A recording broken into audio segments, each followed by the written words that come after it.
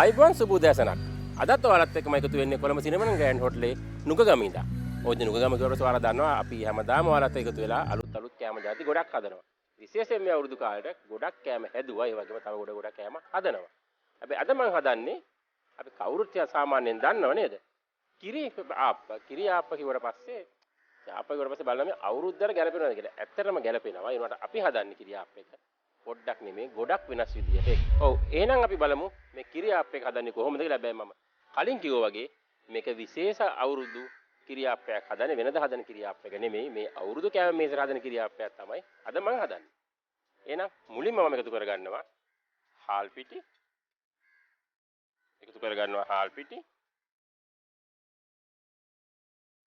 ඊළඟට එකතු කරගන්නවා මම ලුණු.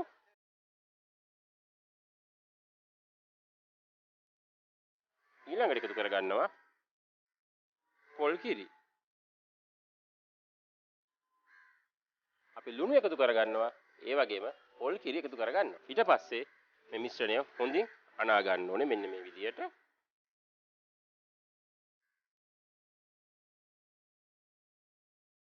හොඳින් අනා ගන්න ඕනේ. මේ විදියට අනාගෙන සාමාන්‍යයෙන් පැය භාගයක් විනාඩි 45ක් විතර මේක වහලා තියන්න ඕන.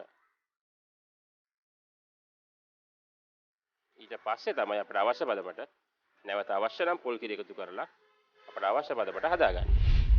ඔව් දැන් මම මේ විශේෂ අවුරුදු කිරි අප්පේ හදන්න යන්නේ. බලමු දැන් මේක කොහොමද මම හදන්නේ කියලා.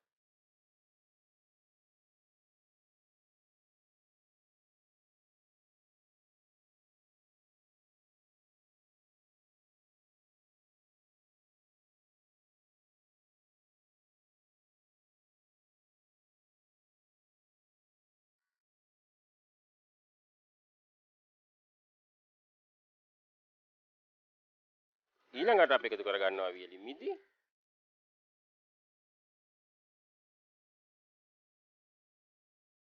ඒ වගේම එකතු කරනවා කජු.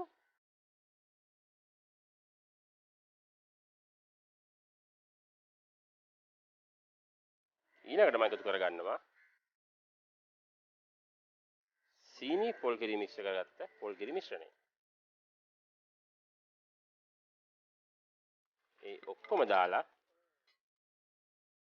ඒ ඔක්කොම දාලා චුට්ටක් වෙලා වහලා තියන්න ඕන. ඔව් අපේ අපට ඕන ගාන ඇත්තටම දැන් තැම්බිලා තියෙන්නේ.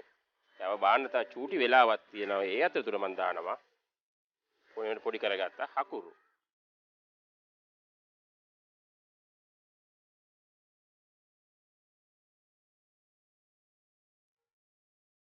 හකුරු දාලා චුට්ටක් වෙලා තියලා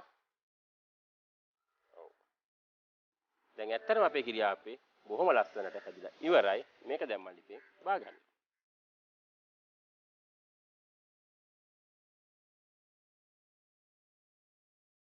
ඔව් දැන් ඇත්තටම අපිට අවශ්‍ය ගානට ආප්පේ හැදිලා ඉවරයි කිරි ආප්පේ. දැන් මේක මම ලිපේ බාගන්න.